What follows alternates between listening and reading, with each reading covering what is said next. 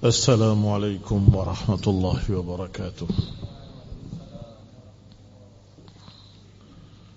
إن الحمد لله نحمده ونستعينه ونستغفره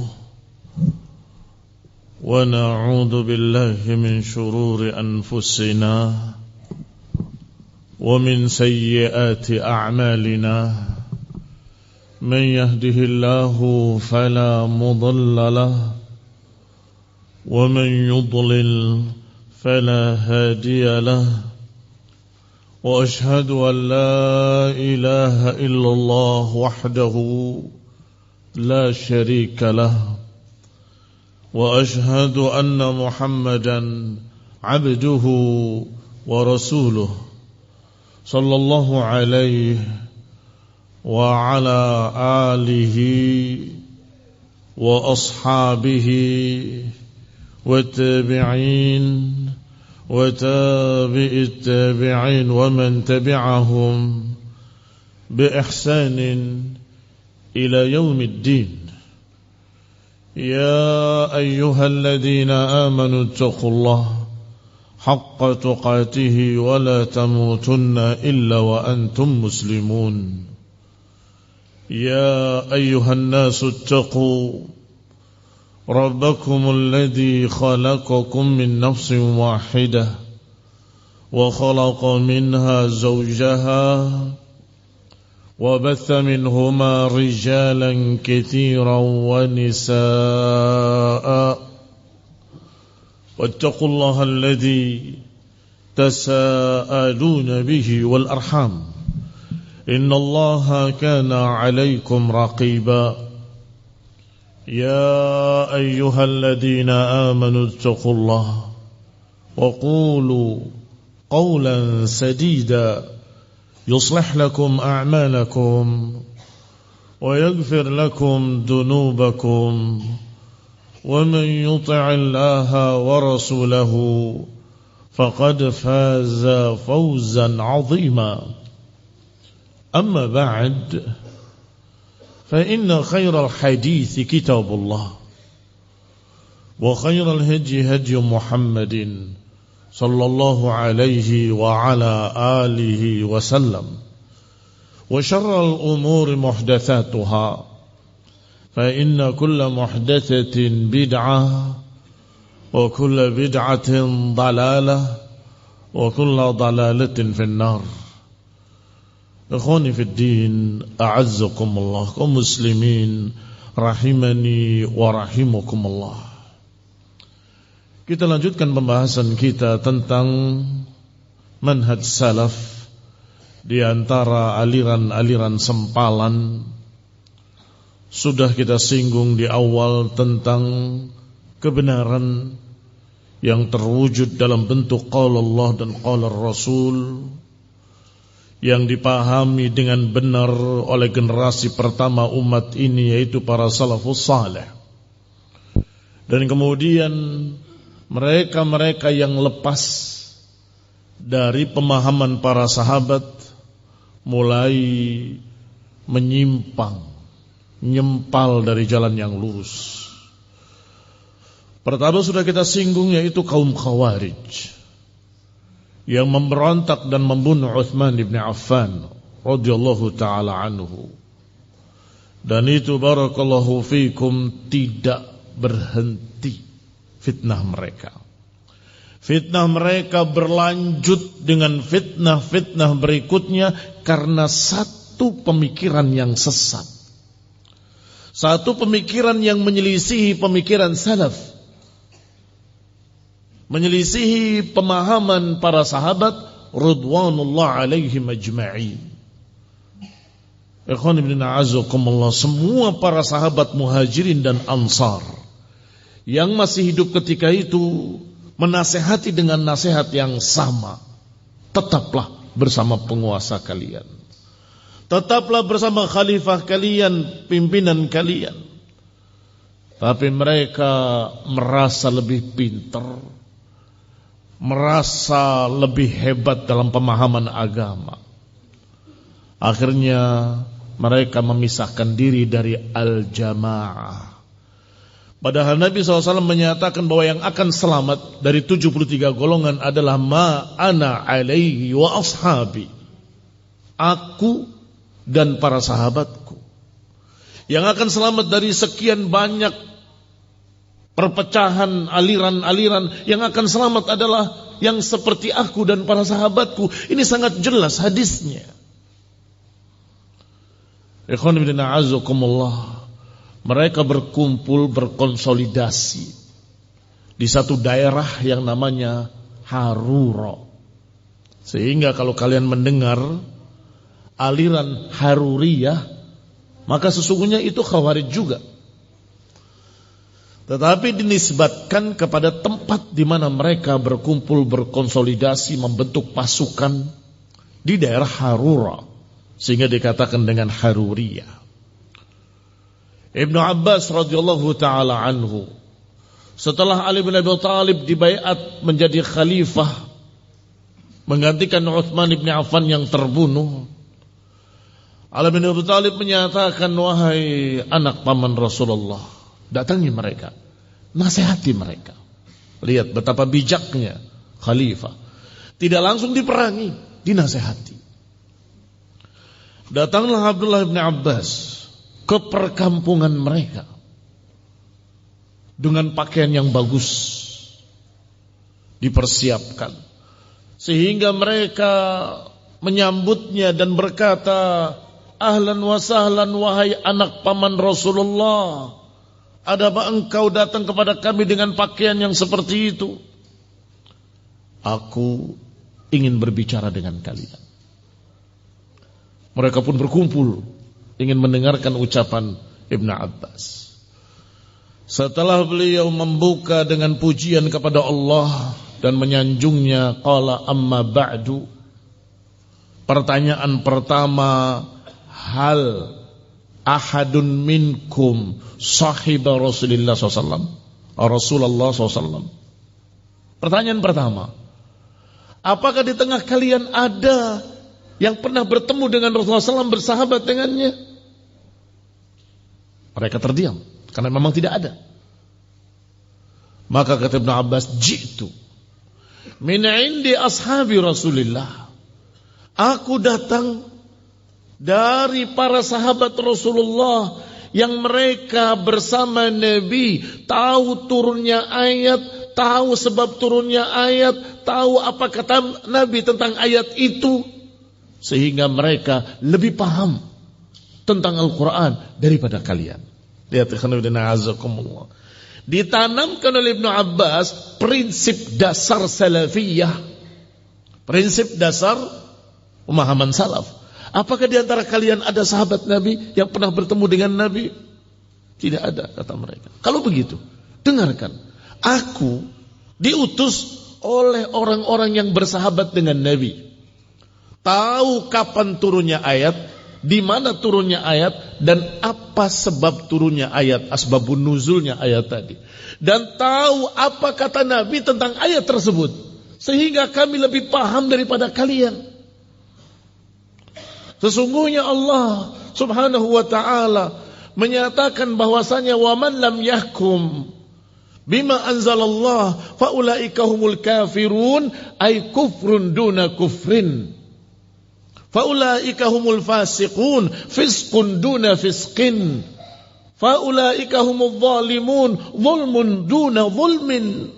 Dinasihati dengan tafsir yang benar, bahwa ayat yang berkata siapa yang tidak berhukum dengan hukum Allah maka dia kafir adalah kufrun duna kufrin, kufur yang tidak mengeluarkan dari Islam. Faulaika humul zalimun, zulmun duna zulmin, kezaliman yang tidak mengeluarkan dari Islam. Faulaika humul fasiqun, fisqun duna fiskin, kefasikan yang tidak mengeluarkan dari Islam. Ikhwan fillah azakumullah. Ada kefasikan yang maknanya keluar dari agama, ada. Tetapi dalam ayat ini bukan itu yang dimaksud. Tidak seperti kefasikan yang disebutkan oleh Allah Subhanahu wa taala tentang iblis. fafasaqa an amri rabbih. Iblis fasaqa an amri rabbih, keluar dari perintah Rabbnya, kufur iblis. Tetapi ketika berkata siapa yang tidak berhukum dengan hukum Allah, misalnya seorang yang mencuri, hukum siapa itu? Hukum Allah, mencuri itu haram. Berarti kamu tidak berhukum dengan hukum Allah. Hukum Allah haram, kamu kok mencuri? Kafir dia? Tidak. Kufurnya bukan yang mengeluarkan dari Islam. Demikian pula semua orang yang sudah bersyahadat, menjadi muslimin, kemudian berbuat dosa, dia tidak berhukum dengan hukum Allah. Iya kan? Berbuat dosa kan berarti tidak berhukum dengan hukum Allah. Hukum Allah haram, kok dia kerjakan, berarti dia tidak berhukum dengan hukum Allah. Tetapi bukan maknanya keluar dari Islam. Apalagi, kembali pada ucapan Ibn Abbas, apa yang kalian tuntut dari khalifah kalian? Kata Khawarij, mengapa dia mengangkat hakim dari manusia? Inil hukmu illa lillah, tidaklah hukum kecuali milik Allah, kata Khawarij. Maksudnya ketika terjadi pertikaian antara Ali dengan Muawiyah kan mengambil penengah. Penengahnya dari manusia, Amr ibn al-As dan Abu Musa al-Asy'ari radhiyallahu taala anhum, itu penengahnya, hakimnya. Mengapa mengambil hakim dari manusia? Kata mereka, mengangkat Qur'annya di ujung pedangnya.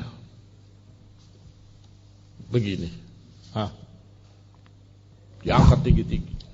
Inil hukmu illa lillah, hukum ini milik Allah, kata mereka. Ikhwan fillah azakumullah. Kata Ibnu Abbas, dan dalam riwayat Ali bin Abi Thalib yang menyampaikan bahwasanya Ali bin Abi Thalib menjadi penulis atau menjadi saksi ketika Rasulullah SAW menghukumi Bani Quraidah dalam perang Khandaq. Yahudi berkhianat, Yahudi Bani Quraidah. Kemudian mereka berkata, kami ingin dihukumi oleh Sa'ad bin Mu'ad, karena Sa'ad bin Mu'ad dekat dengan Yahudi, orang dekat. Maka Nabi panggil Sa'ad. Ya Sa'ad, mereka ingin dihukumi olehmu. Kata Sa'ad, pisahkan laki-laki dan perempuan. Pisahkan laki-laki dan perempuan. Berbicara kepada yang laki-laki, pisahkan yang dewasa dan anak-anak. Pisahkan anak-anak dan dewasa. Kata Sa'ad, semua laki-laki dewasa bunuh semua. Rasulullah SAW tersenyum. Engkau menghukumi wahai Sa'ad dengan apa yang Allah turunkan min fawqi sab'i samawat. Maka kata Ibnu Abbas, dan dalam riwayat kata Ali, wahai Khawarij, bagaimana dengan ini? Rasulullah SAW memilih hakim dari manusia, selama orang tadi menghukumi dengan apa yang Allah syariatkan, tidak mengapa. Kalah mereka. Hujahnya kalah. Mereka protes lagi. Apalagi? Mengapa engkau mau mengalah dengan menghapus kalimat Amirul Mukminin? Kalau engkau bukan Amirul Mukminin, berarti engkau Amirul Kafirin, kata Khawarij. Kapan itu terjadi yang dituduhkan oleh Khawarij?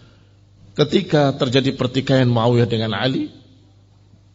Sekarang kita dudukkan Muawiyah dan Ali sebagai seorang muslim.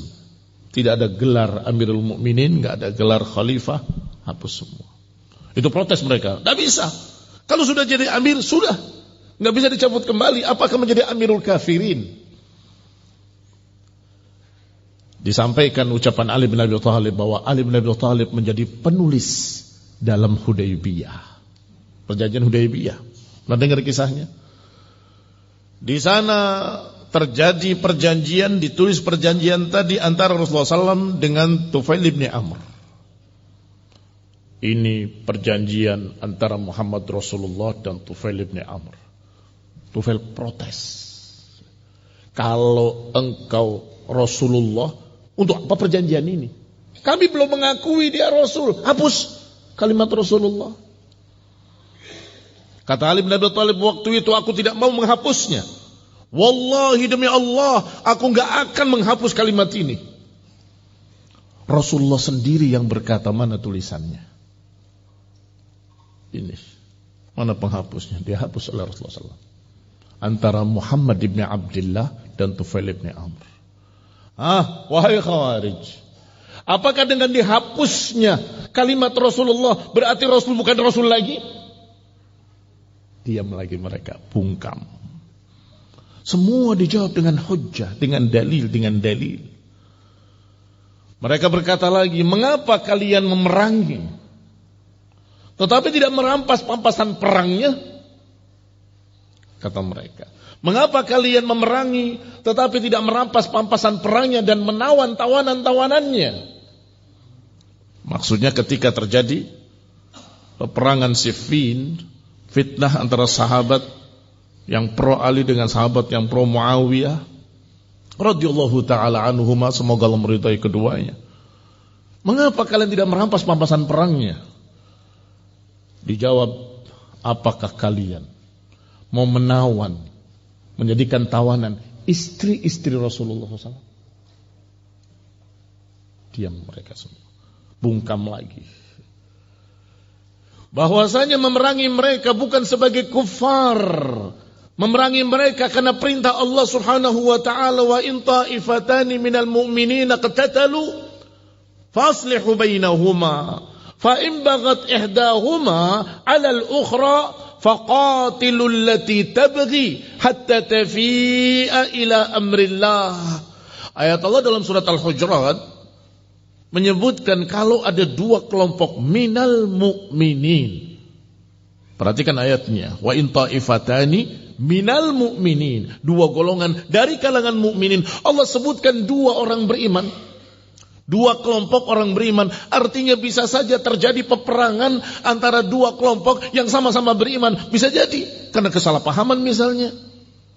Allah sebutkan minal mu'minin, maka damaikanlah keduanya. Kalau salah satunya bughat, menentang pemerintah yang sah, kata Allah, qatilul lati tabghi, perangilah mereka yang bughat tadi, hatta tafi'a ila amrillah, sampai mau kembali kepada ketaatan pada Allah. Ini perang, ini berbeda dengan perang melawan orang kafir yang dirampas hartanya, ditangkap tawanan-tawanannya menjadi budak, wanita-wanitanya menjadi tawanan. Tidak demikian. Tetapi Allah katakan hatta tafi'a ila amrillah, diperangi sampai kembali. Setelah kembali pada ketaatan selesai. Ikhwan fillah a'azzakumullah. Nasihat ini menunjukkan bahwasanya salaf adalah para sahabat yang tetap lurus, sedangkan Khawarij yang nyempal ke kanan, nyempal ke kiri. Apalagi setelah itu, ikhwan fillah a'azzakumullah, kaum muslimin rahimani wa rahimukumullah, muncul Sabaiyah, gerakan Abdullah bin Saba al-Yahudi. Mulai dia membuat syubhat baru. Apa bunyi syubhatnya? Nabi Daud alaihi salam digantikan oleh anaknya Sulaiman alaihi salam. Mengapa Rasulullah SAW tidak digantikan oleh turunannya sendiri, yaitu Ali bin Abi Thalib? Ini kesalahan besar katanya. Mulai, bukankah yang paling dekat dengan Nabi adalah kerabatnya, yaitu Ali bin Abi Thalib? Bukankah diangkat Ali bin Abi Thalib tinggi-tinggi? Terus mulai lagi syubhatnya ditambah. Berarti yang menjadikan Abu Bakar sebagai khalifah mengkhianati haknya Ali, haknya keluarga Rasulullah SAW. Demikian pula Umar mengkhianati keluarga Rasulullah SAW Seharusnya Ali bin Abi Thalib sebagaimana Nabi Daud digantikan oleh Sulaiman alaihi wassalam, demikian pula Rasulullah SAW. Kemudian mereka membuat hadis-hadis palsu bahwasanya sepeninggalku nanti adalah Ali bin Abi Thalib, sepeninggalku nanti penggantinya adalah Ali bin Abi Thalib, dan seterusnya dan seterusnya. Ikhwan fillah azakumullah. Politik belah bambu kalau sekarang disebut. Tahu membelah bambu? Potong sedikit, yang satu diinjak, yang satu diangkat. Krek, putus jadi dua. Ya. Para sahabat diinjak, Abu Bakar, Umar dan pendukung-pendukungnya dikatakan sebagai pengkhianat yang merebut haknya Ali. Ali bin Abi Thalibnya diangkat tinggi-tinggi. Dia adalah yang harusnya jadi khalifah. Dia harusnya jadi pengganti Rasul. Tidak cukup sampai di situ, bertambah ekstrim lagi. Bahkan Ali lah yang semestinya jadi nabi. Masih berlanjut lagi. Bahkan Ali lah yang harusnya kita sembah sebagai Tuhan. Mengerikan sekali kekufurannya. Nyempal lagi. Ikhwan fillah a'azzakumullah, kaum muslimin rahimani wa rahimakumullah. Mulai mengkafir-kafirkan kaum muslimin. Kalau Khawarij mengkafir-kafirkan kaum muslimin seluruhnya, para sahabat dikafirkan, dan juga yang bersama mereka dari kaum muslimin dikafirkan, hanya mereka yang tidak kafir. Semuanya dianggap kafir. Muawiyah kafir, Ali bin Abi Thalib kafir, Abu Musa al-Asy'ari kafir, demikian pula yang lain kafir, semuanya kafir dan pendukung mereka kafir. Sedangkan Sabaiyah, Syiah Rafidah menyatakan Abu Bakar kafir murtad, Umar kafir murtad dan seterusnya. Dan para sahabat yang membaiatnya adalah para pengkhianat dan seterusnya. Dua-duanya perhatikan baik-baik. Ada sisi kesamaan. Apa kesamaannya? Menentang salaf para sahabat. Dikafirkan oleh Khawarij. Siapa yang dikafirkan? Para sahabat. Syiah mengkafirkan para sahabat juga. Siapa yang dikafirkan? Abu Bakar, Umar dan para sahabat. Dua-duanya penentang salaf. Ini yang sedang kita bahas sekarang. Manhaj salaf di antara Islam sempalan. Yang nyempal ke kanan dan ke kiri adalah musuh-musuh salaf. Mengkafirkan para salafus saleh ridwanullah alaihim ajma'in. Muncul lagi di Irak, di Kufah. Tiba-tiba bermunculan orang yang berkata, an la qadar wal amru kulluhu unf. Tidak ada takdir, semua terjadi begitu saja. Enggak mungkin ada takdir. Datanglah beberapa tabi'i dari Kufah menuju Madinah ingin menemui sahabat. Salah satunya Ibnu Ya'mur rahimahullah. Sampai di Madinah mereka bertemu dengan Abdullah ibn Umar dalam riwayat Muslim. Kemudian menyampaikan kepadanya bahwa di tempat kami ada orang-orang yang berkata an la qadar, tidak ada takdir dan perkara terjadi begitu saja. Awaqad dhahar, kata Ibn Umar dalam riwayat Muslim ini, awaqad dhahar, apakah sudah muncul yang berpemikiran seperti itu? Sampaikan kepada mereka. Sampaikan pada mereka. Walladhi yahlif Ibnu Umar, demi yang Ibnu Umar bersumpah dengannya, yaitu demi Allah Subhanahu wa taala. Inni bari'un minhum wa hum bura'u minni. Sampaikan pada mereka, aku bersumpah dengan nama Allah, aku berlepas diri dari mereka dan mereka berlepas diri dariku. Wallahi demi Allah, kalaupun mereka anfaqu mithla Uhudin dhahaba, ma qubila minhum hatta yu'mina bil qadar. Sungguh kalaupun mereka berinfak segunung Uhud emas, enggak akan diterima sampai mereka mau beriman kepada takdir. Ikhwan fillah a'azzakumullah. Siapa yang mengucapkan itu? Pencetus pertamanya Ja'ad bin Dirham. Ja'ad bin Dirham. Diperingatkan Ja'ad bin Dirham untuk taubat, kalau enggak taubat dipenggal lehernya. Taubat. Katanya taubat. Tetapi ganti khalifah ngomong lagi. Enggak ada takdir itu. Kata Khalifah Bani Umayyah yang berikutnya, potong tangannya, dipotong tangannya. Terus diam, tidak berani ngomong lagi. Ikhwan ibn a'azakumullah, ganti khalifah berikutnya. Ngomong lagi kepada orang yang lewat, lihatlah lalat-lalat yang ada di tanganku ini. Karena lukanya itu dilalatin begitu. Apakah kalian yakin bahwa ini ditakdirkan oleh Allah?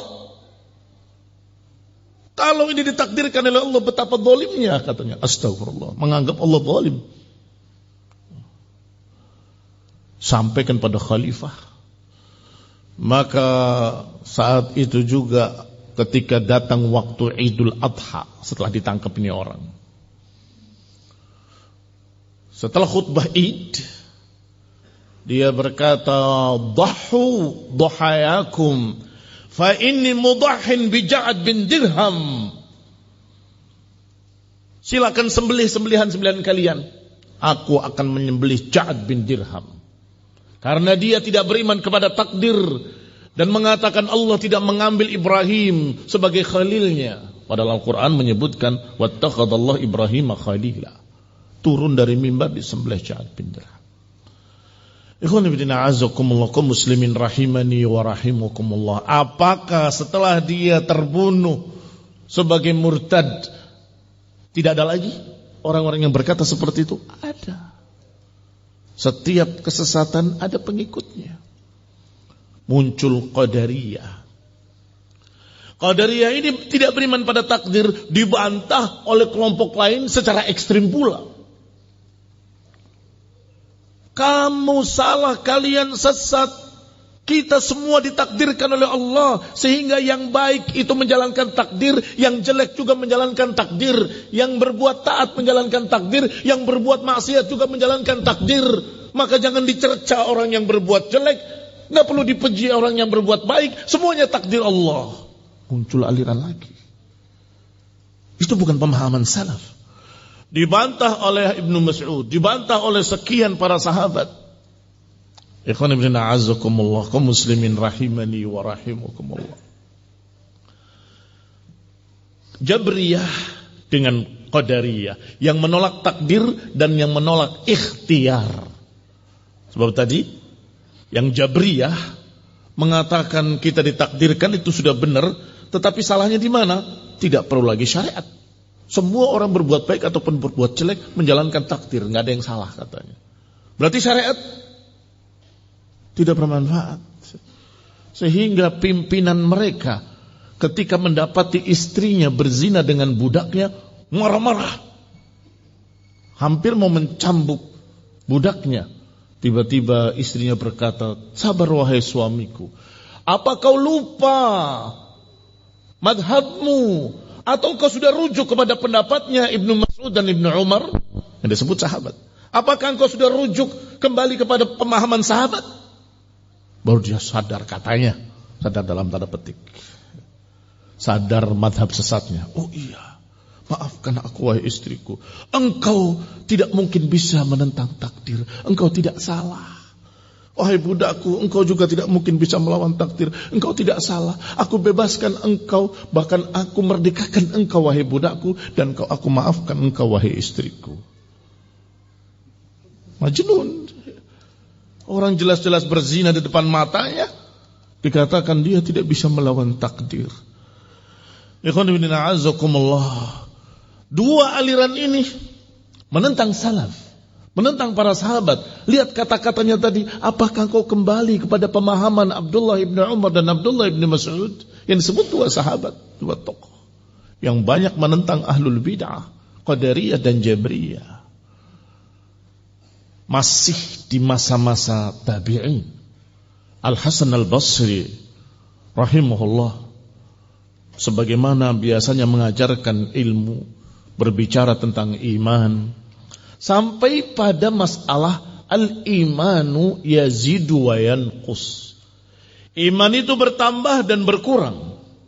Bertambah dengan ketaatan, berkurang dengan kemaksiatan. Tiba-tiba ada yang berkata, tidak mungkin orang beriman berbuat maksiat. Orang beriman itu taat. Kalau berbuat maksiat berarti gak beriman. Di depan majelis syekh, alim, ulama, muridnya para sahabat, berani menentang. Tidak mungkin ada orang beriman berbuat dosa. Kalau berbuat dosa berarti gak beriman. Berarti kafir kalau gak beriman. Ya kafir juga enggak. Terus bagaimana wahai fulan? Orang ini berkata, menurut saya orang yang berbuat dosa bukan mukmin, tapi bukan pula kafir. Ada manzilah baina manzilatain, ada satu kedudukan yang kedudukannya di antara iman dan kafir. Disebut kafir tidak, disebut iman juga tidak. Terus bagaimana nanti di akhirat? Di akhiratnya kekal dalam neraka katanya, seperti orang kafir. Orang ini namanya Wasil ibn Atha. Wasil ibn Atha. Maka Al-Hasan Al-Basri mengusirnya, engkau memiliki pemikiran sesat yang menyelisihi salaf, menyelisihi para sahabat, menyelisihi ijma'. Semua para sahabat secara ijma' menyatakan iman yazidu wa yanqus. Iman bisa bertambah, bisa berkurang. Bertambah dengan ketaatan, berkurang dengan kemaksiatan. Kalau engkau tidak terima dan tidak mau menerima akidah Ahlus Sunnah ini, keluar dari majelisku. Diusir dari majelisnya dan kemudian dikucilkan. Dikucilkan itu bahasa Arabnya u'tuzila. Dijuluki Mu'tazilah, orang yang terkucil. Wasil ibn Atha. Setelah dikucilkan, mulai dia berpikir. Mestinya begini, mestinya begitu, harusnya begini, harusnya begitu. Siapa yang mengharuskan? Otaknya sendiri. Siapa yang mengharuskan mesti begini, mesti begitu? Otaknya sendiri. Ikhwan fillah azakumullah, terkenalah pengikut-pengikutnya dengan julukan Mu'tazilah. Pengikut Wasil ibn Atha. Nyempal lagi. Di jalan para sahabat tadi diikuti oleh tabi'in. Diikuti oleh tabi'it tabi'in. Di kanan kirinya ada yang nyempal. Syiah, nyempal Khawarij, nyempal Qadariyah, nyempal Jabriyah, nyempal Mu'tazilah, nyempal. Semakin hari semakin parah pemikiran mereka. Karena kalau sudah dibuka pintu kesesatan dalam bentuk logika, pemikiran, kemudian bebas berpikir, akan semakin bahaya. Ini sekarang dijuluki dengan liberal, berpikir bebas. Tidak terkungkung dengan Quran, tidak terkungkung dengan hadis, tidak terkungkung dengan pemahaman salaf. Saya bebas berpikir dengan apa yang saya mau. Maka muncullah yang berikutnya, Jahm bin Safwan At-Tirmidzi. Tidak ada kaitannya dengan Imam Tirmidzi, hanya karena daerahnya sama saja. Daerahnya daerah Tirmidzi. Semua yang dari daerah sana dikatakan Tirmidzi. Imam Tirmidzi dari sana. Dan Jahm bin Safwan At-Tirmidzi juga dari sana. Dia didatangi oleh orang-orang Hunud, orang-orang India. Bertanya kepadanya tentang Islam. Islam itu beribadah pada Allah Subhanahu wa taala. Kata Hunud tadi, sif rabbak. Coba gambarkan Tuhanmu seperti apa? Kalau saja dia menyadari kebodohan dirinya, cukup berkata la adri, kan selesai. Saya tidak tahu. Selamat dia. Karena kata-kata la adri itu nisful ilm, separuh ilmu. Sayangnya orang ini bodoh tetapi tidak mengakui kalau dirinya bodoh. Jadi jahlun ala jahlin. Kebodohan di atas kebodohan. Pertama, kebodohannya dia tidak mengerti agama, jahil. Kebodohan kedua, tidak mengenal dirinya, bahwa dirinya tidak tahu. Sehingga dia berkata, nanti akan saya jawab. Mulai ngelamun, berpikir. Tuhan saya kayak apa ya? Allah itu seperti apa ya? Innahu fakkara wa qaddar faqutila kaifa qaddar thumma qutila kaifa qaddar. Dia berpikir dan menentukan, kemudian celakalah apa yang dia tentukan. Keluar dia menemui tamu-tamu dari Hunud tadi dan berkata, Allah fi kulli syai' wa ma'a kulli syai'. Allah bersama setiap sesuatu, di setiap sesuatu. Ini menyatu dengan semua ini, kata dia. Mulai muncul pemikiran baru lagi, nyempal lagi. Mengapa tidak tanya kepada para salafus saleh? Mengapa enggak tanya pada muhajirin wal ansar? Kalau tidak ada muhajirin dan ansar yang melanjutkan dan mengikuti mereka dari para tabi'in. Mengapa tidak tanya kepada Al-Hasan Al-Basri? Kenapa tidak tanya kepada Imam Ibn Abi Rabah di Makkah? Mengapa dia tidak tanya kepada Imam Malik di Madinah? Mengapa dia tidak tanya kepada imam Ahlus Sunnah yang mengikuti salaf? Tetapi menjawab dengan logikanya sendiri, dengan pikirannya sendiri, berpikir liberal, bebas, sesat. Alirannya dijuluki dengan aliran Jahmiyah, pengikut Jahm bin Safwan. Ikhwan fillah a'azzakumullah, berkembang Jahmiyah ini tambah nyeleneh, tambah aneh. Mengapa? Ya tadi, karena berpikir sendiri. Pokoknya Allah tidak sama dengan makhluk. Berarti kalau makhluk punya sifat, Allah nggak punya sifat. Nah, ini mulai yang hadir saja yang tahu, yang nggak hadir nggak tahu. Mulai begini. Ikhwan fillah a'azzakumullah. Apa kata dia? Allah tidak memiliki sifat. Tidak maha mulia, tidak maha rendah. Tidak mendengar, tapi tidak tuli. Tidak bisa melihat, tapi juga tidak buta. Gimana, gendeng apa enggak? Tidak punya sifat apapun. Bagaimana kalau memuji Allah? Jahmiyah mengajarkan kalau memuji Allah jangan dengan itsbat, tapi dengan nafi. Allah tidak buta. Gitu cara memujinya. Allah tidak tuli. Berarti Allah maha mendengar. Tidak. Allah tidak punya sifat. Allah tidak tuli. Berarti mendengar dong. Enggak. Allah tidak punya sifat. Demikian pula kalau mau memuji yang lainnya, Allah tidak buta. Allah tidak hina. Allah tidak rendah. Begitu. Dengan penafian. Kata para ulama, penafian saja belum memuji. Contoh, tiang ini tidak tuli. Betul kan? Ya karena nggak punya telinga, karena nggak punya pendengar. Tiang ini tidak buta. Oh, matanya juga nggak punya. Ya nggak buta. Itu bukan memuji. Memuji itu dengan penetapan sifat baru diiringi lawannya. Allah maha melihat, Allah tidak buta. Allah maha mendengar, Allah tidak tuli. Itu baru benar. Kalau dengan separuh saja tidak benar. Ikhwan fillah a'azzakumullah. Di majelisnya dia datang orang Badui. Kebetulan lewat, ada majelis duduk mendengarkan. Orang Badui itu terkenal sederhana cara berpikirnya.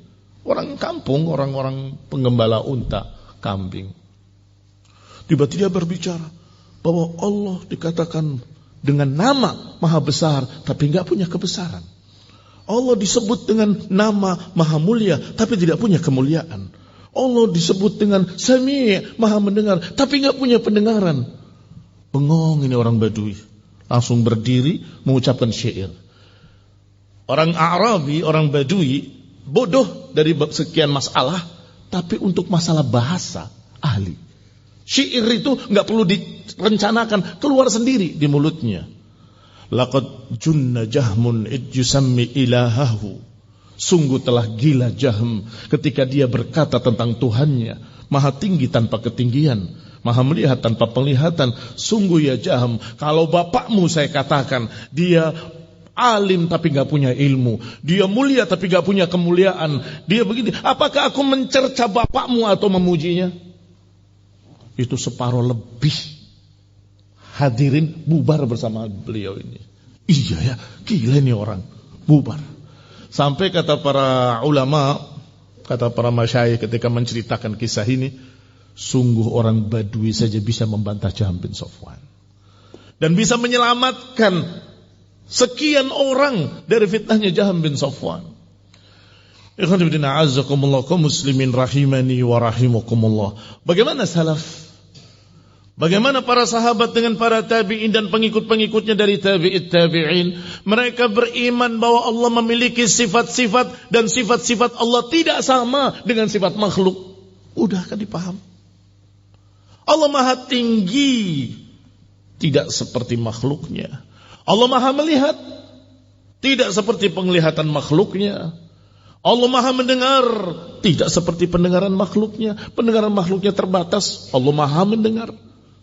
Penglihatan manusia, penglihatan makhluk terbatas, sedangkan penglihatan Allah tak terbatas, melihat apapun di langit dan di bumi. Itu mudah dipaham dan itu memuliakan Allah Subhanahu wa ta'ala. Berhenti sampai di situ? Tidak. Muncul lagi kelompok lain yang melawannya.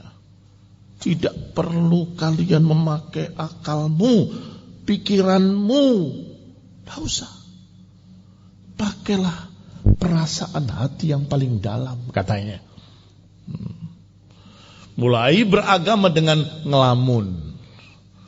Berdiam diri di tempat sepi, memuji Allah sambil membayangkan tentang Allah Subhanahu wa taala.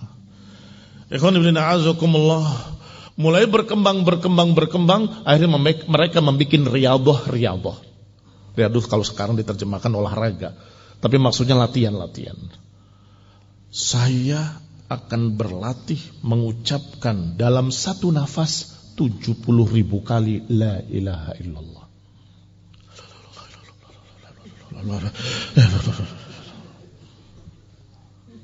Aliran baru lagi, diajarkan oleh Nabi yang mudah. Sehabis salat maghrib sampai salat subuh, bacalah la ilaha illallah wahdahu la syarikalah lahul mulku wal hamdu yuhyi wa yumiit wa huwa ala kulli syai'in qadir 10 kali. Dan pada salat-salat yang lainnya setelah diajarkan untuk mengucapkannya 3 kali. Ini 70.000 kali dalam satu nafas.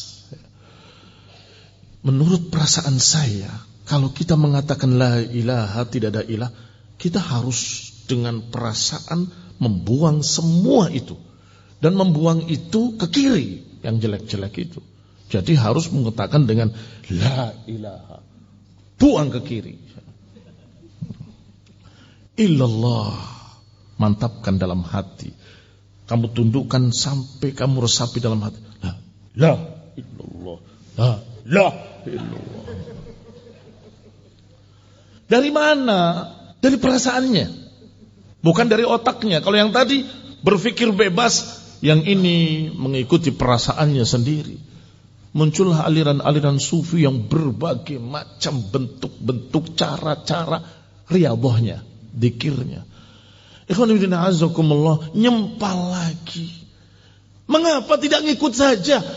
Mudah mana? Di depan anak-anak ini, mudah mana? Ngikut sama bikin sendiri. Enak ngikut kan? Lebih gampang. Di depan ada para sahabat, kita ngikut di belakangnya, lebih mudah. Kenapa cari yang sulit? Mengapa berpikir bagaimana caranya? Enggak usah kamu pusing nanti stres. Apa yang ada dalam Quran, imani. Apa yang ada dalam hadis, imani. Apa yang dipahami oleh salaf, ikuti. Selesai. Sehingga kata para ulama, bahkan dari kalangan sahabat radhiyallahu alaihim ajma'in, seperti Ibnu Mas'ud mengatakan, ittabi' wa la tabtadi' qad kufitum. Ngikut sajalah, jangan mengada-ngada, cukup. Apa lagi? Saya ulangi kata-katanya, ittabi' wa la tabtadi'. Ittabi'u wa la tabtadi'u faqad kufitum. Ngikut sajalah, jangan mengada-ngada, cukup. Itu agama.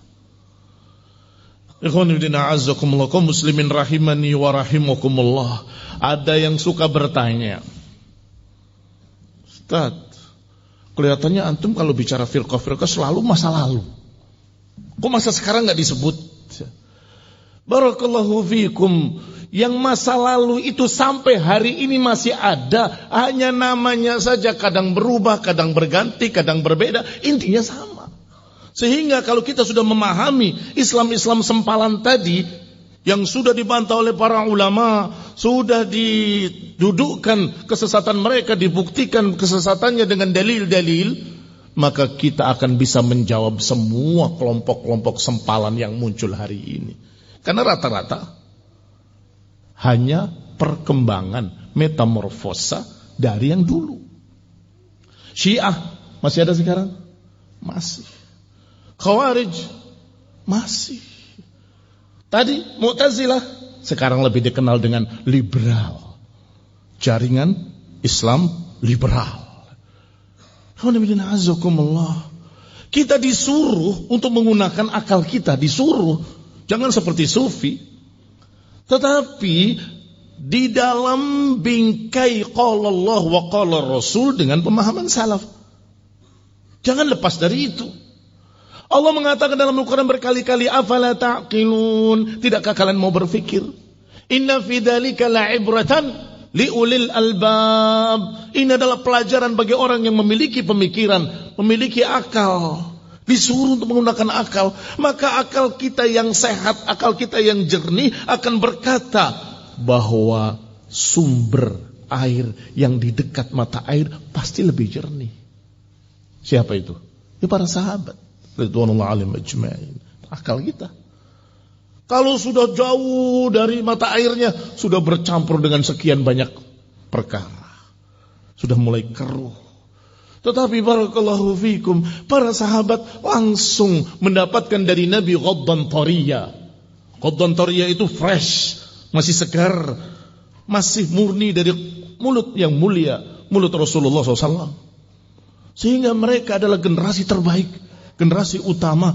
Ini barakallahu fikum manhaj ahlus sunnah, manhaj salafus salih, manhajnya para salafus salih ridwanullah alaihim ajma'in. Sebagai contoh, kaum Khawarij misalnya, mereka muncul hampir setiap zaman. Karena dalam riwayat dikatakan dari Umar bin Khattab bahwa Nabi menyatakan pedang kaum muslimin ketika mengenai sesama kaum muslimin enggak akan terangkat lagi selama-lamanya. Pedang kaum muslimin ketika sudah mengenai sesama muslimin tidak akan terangkat lagi, falam yurfa abada, enggak akan diangkat lagi sampai hari kiamat. Artinya akan terus terjadi. Muslimin melawan muslimin, muslimin melawan muslimin, muslimin melawan muslimin di Yaman, di Suriah, di Irak, di mana-mana. Dan itu sepanjang masa. Hampir setiap masa, masa Bani Umayyah, masa Bani Abbasiyah, masa Bani sampai akhir Khalifah Utsmaniyah sama terjadi. Ikhwan ibn a'azzakumullah, kaum muslimin rahimani wa rahimakumullah. Kita lihat di abad 20 ini, yang paling terkenal dari gerakan-gerakan Islam sempalan adalah Ikhwanul Muslimin. Didirikan oleh Hasan al-Banna dan beberapa tokoh-tokoh yang bersamanya. Kalau dari sisi ibadahnya dia memiliki tarekat sufiyah yang dinamakan Hassafiyah. Dia mengajak murid-muridnya ke kuburan untuk menyanyikan lagu anasyid, puji-pujian di kuburan orang soleh tadi, dan kemudian tawassul kepadanya. Itu sisi ibadahnya sufiyah. Tetapi sisi gerakannya gerakan politik. Ikhwanul Muslimin itu bukan nama organisasi, nama partai. Nama partai di Mesir. Kalau partai itu pasti akan berusaha untuk memperbanyak suara. Betul? Kalau memperbanyak suara biasanya akan merangkul sekian banyak golongan. Sehingga Hasan al-Banna berkata, kami di atas semua golongan. Kami di atas semua golongan. Dia bisa merangkul segala macam golongan sampai-sampai dia berkata, la sunni wala syiah, Islamiyah, Islamiyah. Enggak ada sunni, enggak ada syiah, enggak ada timur, enggak ada barat, yang penting Islam, katanya. Dan aku selalu berusaha untuk menyatukan antara sunnah dengan syiah, katanya dia. Kalau ahli sunnah memuliakan para sahabat, syiah mencerca dan mencaci maki sahabat, bisakah bersatu? Ya kayak menyatukan api dengan air. Tetapi kemustahilan itu diupayakan oleh dia dan yang sejenisnya. Bahkan termasuk merangkul agama lain. Pendiri Ikhwan Muslimin ada Kristen Ortodoks di dalamnya. Ikhwan Muslimin azakumullah, politik supaya suaranya besar. Atau kalau bahasa orang-orang politikus sekarang, sebagaimana miniatur negara kita, ada agama ini. Partai kita pun demikian, ada agama ininya, ada agama itunya. Ya karena politik. Dari sisi lain, selalu menentang penguasa dan menyebutkan kejelekan penguasa, menjatuhkan kehormatan penguasa, dan membawa manusia untuk melawan penguasa. Berakhir dengan apa? Ya tadi itu, melawan tembok. Ya tembok tidak bergeming sedikit pun, kepala kita yang berdarah. Melawan penguasa yang memiliki tentara. Ikhwan fillah a'azzakumullah, ditangkap, dibunuh, ditangkap. Termasuk Said Qutb. Mati di tiang gantungan. Ikhwan fillah a'azzakumullah, apakah dia menjadi syahid karena digantung? Sebab apa dulu digantungnya? Apakah karena mempertahankan la ilaha illallah? Konon katanya, sebelum digantung, Al-Gojonya bilang, ucapkan la ilaha illallah, kita akan gantung kamu. Dia ludahi. Wah, saya mati karena memperjuangkan la ilaha illallah, katanya. Ayo kita lihat buku-bukunya. Di dalam buku Ma'alim fit Thariq, petunjuk jalan lurus judulnya. Di situ dia menyatakan bahwa yang muslimin hanya kelompok kecil yang sembunyi-sembunyi di rumah-rumah ya mereka. Adapun semua masjid-masjid sudah dipenuhi musyrikin. Menara-menara yang mengumandangkan la ilaha illallah ternyata di dalamnya musyrikin. Satu. Di dalam buku yang kedua, Al-Adalah Al-Ijtimaiyah, yang diterjemahkan keadilan sosial dalam Islam. Disebutkan di dalamnya bahwasanya kalau kita melihat dengan kacamata Islam, maka Khawarij yang membunuh Utsman itu lebih dekat pada Islam daripada Utsman sendiri. Atau lebih tepatnya orang-orang yang di belakangnya dari Bani Umayyah. Di dalam kitab Fidlalil Quran, saya pernah baca muqaddimahnya, disebutkan kalimat ra'aitu fi dilalil Quran. Aku melihat di bawah naungan Al-Quran, manusia seluruhnya sedang bergelimang dalam kekafiran dan kesyirikan, kecuali sedikit saja syirdimatun qalilah yang begini-begini. Sebutkan ciri-cirinya, yang sembunyi di rumah-rumah tadi. Ra'aitu fi dilalil Quran, kami melihat di bawah naungan Al-Quran, semua manusia sudah menjadi kafir. Kata Syekh Rabi ketika membantah Said Qutb, membawakan hadis Nabi, siapa yang menganggap umat seluruhnya telah kafir, maka dia yang paling kafir. Siapa yang berkata bahwa umat seluruhnya sudah sesat, maka dia yang paling sesat. Ikhwan fillah azakumullah, pemikiran ini laku keras. Mengapa? Karena perjuangannya sampai digantung dianggap sebagai pahlawan besar, sehingga bukan hanya di Indonesia, di seluruh dunia orang mengeluh-elukan Said Qutb, Said Qutb, Said Qutb, Said Qutb. Sehingga para ulama menyebut alirannya dengan Qutbiyah. Aliran Qutbiyah, pengikut Said Qutb, yaitu mengkafir-kafirkan kaum muslimin, menghalalkan darah kaum muslimin, mempanas-manasi rakyat untuk memusuhi penguasa walaupun penguasa muslim. Ini semua pemikiran dari Said Qutb. Sehingga di beberapa negara diharamkan, dilarang buku-bukunya Said Qutb sebagai buku terlarang. Ikhwan fillah a'azzakumullah, kaum muslimin rahimani wa rahimakumullah. Ikhwanul muslimin, berakhir dengan ditumpas, selesai. Tetapi muncul lagi orang-orang yang berpemikiran lain. Apa itu? Lain dalam tanda petik, namanya lain. Tetapi pemikirannya sama dengan Said Qutb, yaitu orang-orang yang berkata, memang Said Qutb akidahnya sesat. Di dalam kitabnya ada pemikiran wahdatul wujud, bahwa semua ini adalah Allah, semua ini adalah satu, kata Said Qutb.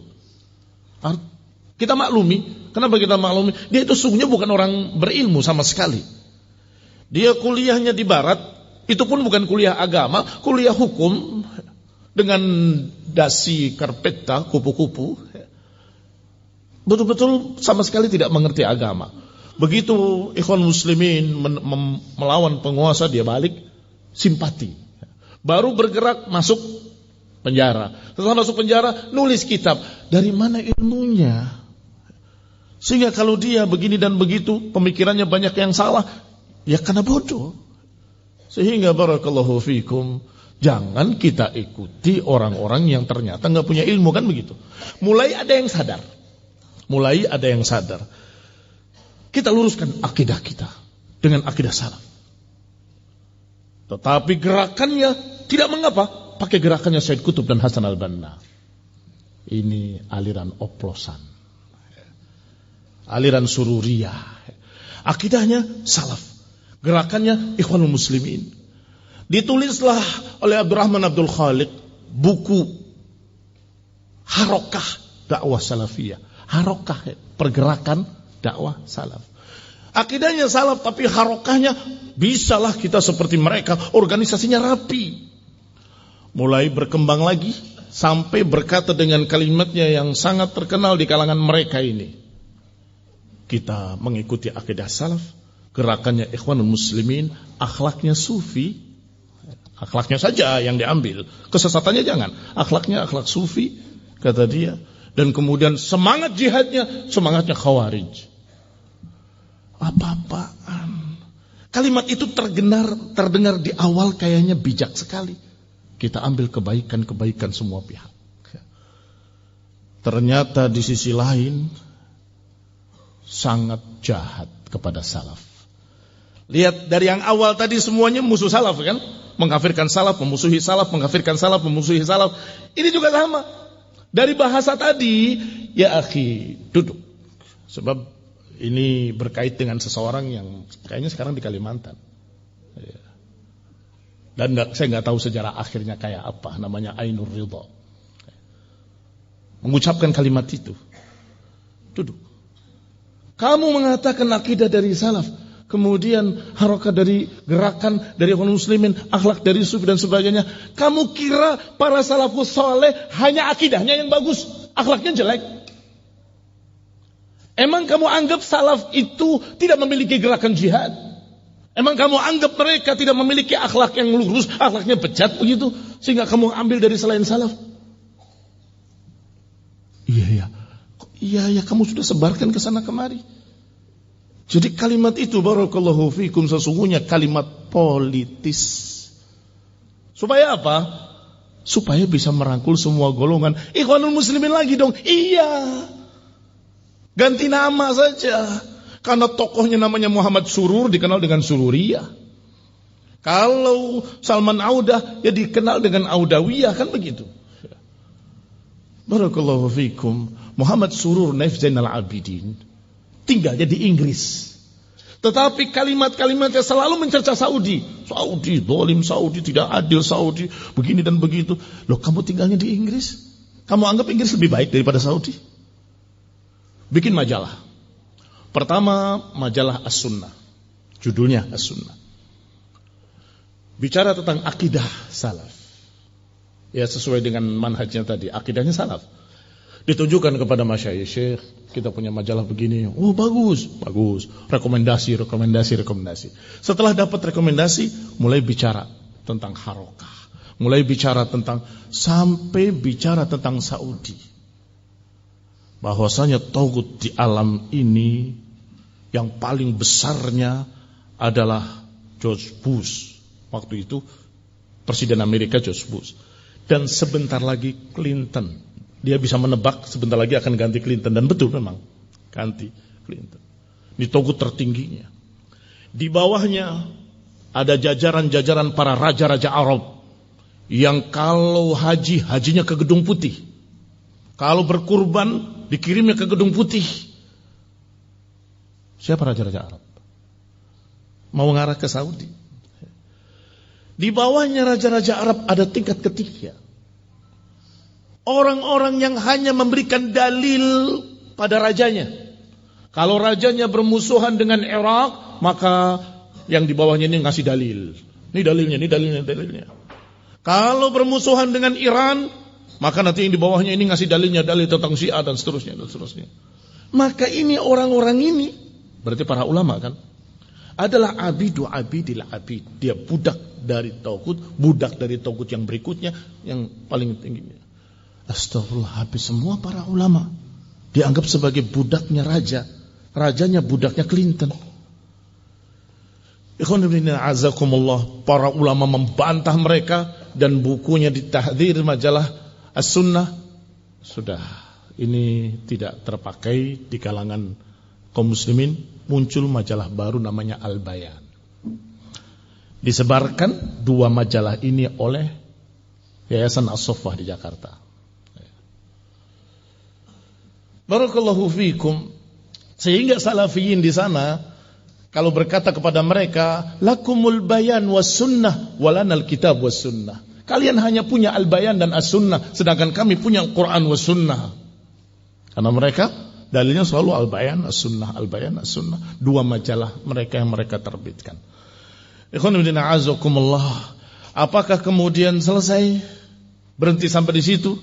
Muncul lagi dengan nama-nama lain. Terus berkembang. Fitnah demi fitnah yang sesungguhnya ujung-ujungnya sama. Apa sama? Saya baca secara ringkas saja karena sudah habis waktunya. Barakallahu fikum. Poin-poinnya. Pertama, berbicara tentang pemerintah. Ini mau menghujat pemerintah. Ini ciri-cirinya. Silakan sami wala haraj, silakan namakan semaumu. Tapi intinya, kalau seperti ini berarti sama. Yang kedua, at-tamayyu' ma'a ahlil bid'ah. Berbasa-basi dengan ahlul bid'ah.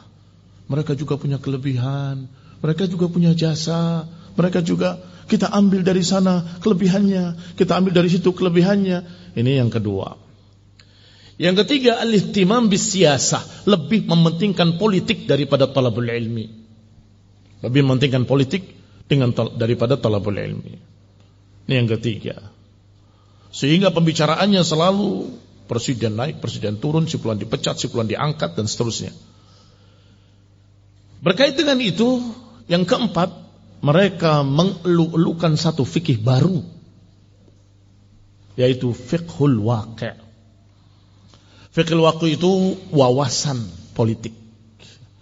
Kata mereka, para ulama itu mengajarkan fikih sunnah, fikih aqidah, fiqhul akbar dan seterusnya, tapi ada yang terlupakan, yaitu fiqhul waqi', katanya.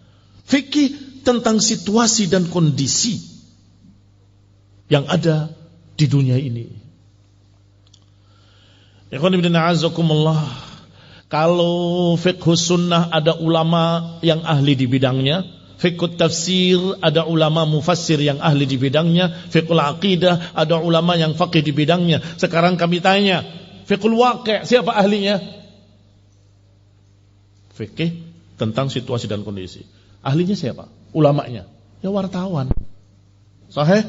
Ya wartawan yang paling ahli, yang selalu cari berita. Dan di mana cari ilmunya?